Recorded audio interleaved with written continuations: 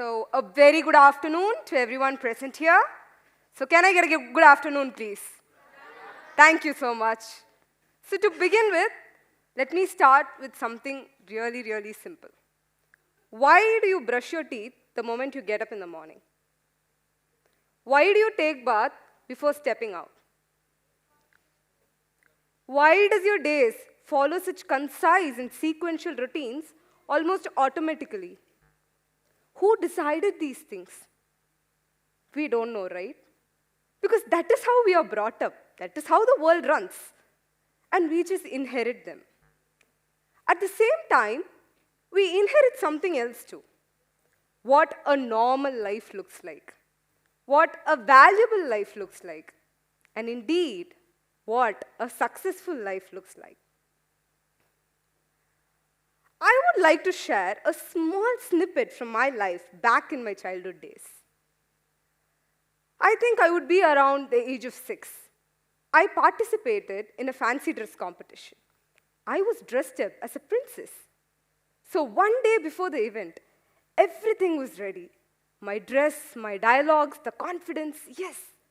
Except one thing. Every princess has a crown, right? But I didn't have one. So what my mother did was, she took a piece of paper, cut it into the shape of a crown, she folded it and she gave it to me. Yes, I stood on that stage with a paper crown. I spoke really well, I was very confident, until the wind blew. The wind blew and my crown just fell over the stage floor. My voice started to shake, my hands started to tremble, and I lost all my confidence. At that age, I didn't know what was actually happening inside of me. But today, I think I know it. Let's come back to the story once again. Somewhere between this childhood and adulthood, something subtle but dangerous happens. Success stops being about something we do, rather it becomes about something that we are. How do you introduce yourselves today? I don't go and be like, hi, I'm Dhersheni. I'm productive, I'm ambitious, I'm resilient, I'm diligent. These terms don't exist in my dictionary today. These are replaced by performance traits. Today, when I meet a person, even before knowing who this person is, I want to know what they do, how much they earn, how fast they are progressing in life. So, this is the position where your success gets tied up with your personality or your identity. And who is the most prone to this issue? Yes, it is our generation. It is our generation of young adults. Is it because we are weaker? Not at all. It's because we are more visible. It is our generation which is not afraid to take up risks. We want to explore all paths before we come into a conclusion of what we really want to do in life. But our metrics, our progress, and our achievements are compared in public spaces. And that's why it's not enough only if you succeed. There's a constant urge to keep proving it. Psychologically, this has been told by a theory. We have a theory known as the self-perception theory. What does this theory justify? It tells us that our course of actions is not because we have a fixed personality or a character, but rather it is our course of actions that determine or change our personality. So most of us here would think it is our thoughts that influence our actions, right? Not at all. It is the other way around. It is our actions that actually influence our thoughts. So here, every day, our course of actions are nothing but a simple vote towards a person who we are becoming in the future. And that's how your success got tied up with your personality. And when that happened, failure is no longer feedback to you. Failure is a threat to your own existence. Has anyone in the crowd heard about a term, the hedonic treadmill? So what does this identity-based theory tells us? It tells us that how humans get easily adapted to success. What may feel extraordinary at one point of time may feel completely normal after that point of time just passes. Imagine you're on a treadmill. You're walking for the first 5 minutes. How do you feel?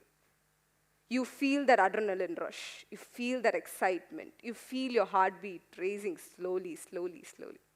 Imagine you're running on the same treadmill for a solid 20 minutes. How would you feel? You'll feel exhausted. You feel tired. You can't push yourself anymore.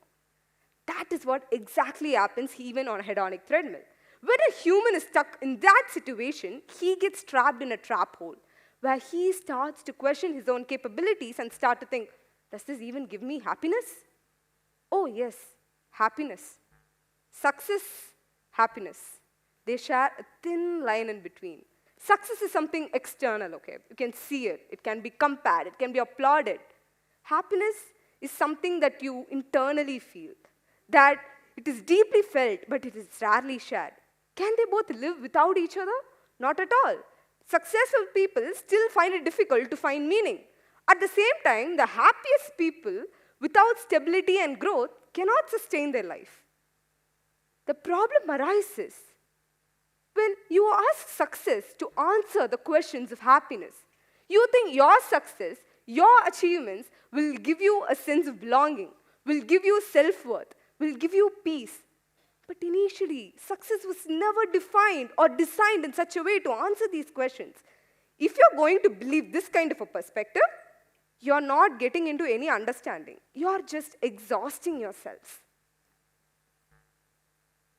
So, we rarely acknowledge one thing. We talked about a lot of theories, right? We rarely acknowledge one fact, that the obsession with success only occurs to people whose primary requirements are already met. So let's take a case of a person who fights for his daily wages, who fights for his everyday food, who fights for his shelter and safety. You think his success gets tied up with identity? Not at all. Because for them, survival in itself is success, which proves us another point. Success was never about a human universal instinct. It is contextual. No one is born with the desire of success. So let's take a step back. Imagine a 3-year-old. What is success to a 3-year-old? What is success to a 70-year-old? Is the answer same? It keeps changing, right? So success indeed is age-dependent. It is contextual. It is something so relative. But in today's world, how did it become so central? Where did that happen? So I bring out the final filter after removing success from the equation. When death comes at your door tomorrow and knocks, do you think it will come and ask you how much you've achieved, how productive you were? Not at all. But quietly, it will tell one thing. It will reveal who you really were under all those achievements and success. So what am I trying to say all this while? Am I saying success doesn't matter? Not at all. Success is what gives you growth. Success is what opens doors for you. It is what shapes your life in the way you envisioned, you dreamed of. But if you're going to tie up that success with identity, you're forcing itself to carry a weight that it was never ever meant to carry. Because till date, I believe, that child on that stage, she lost confidence not because the crown fell off her head. She lost confidence because she thought that crown was her. And that is what everyone is doing right now. You're trying to hold your crown perfectly, cautiously. But is that success? Not at all. It is learning that you're still yourself even when your crown falls. It is the power you have to jump back, bounce back from all your setbacks and prove the world that you can conquer your fears. So while you're returning home today, take back one question. Not how successful you're becoming in life, not at all, but something deeper. If all your achievements and titles disappear tomorrow, would you still be able to recognize yourself? If that question unsettles you, that is not failure. That's just awareness. Thank you, everyone.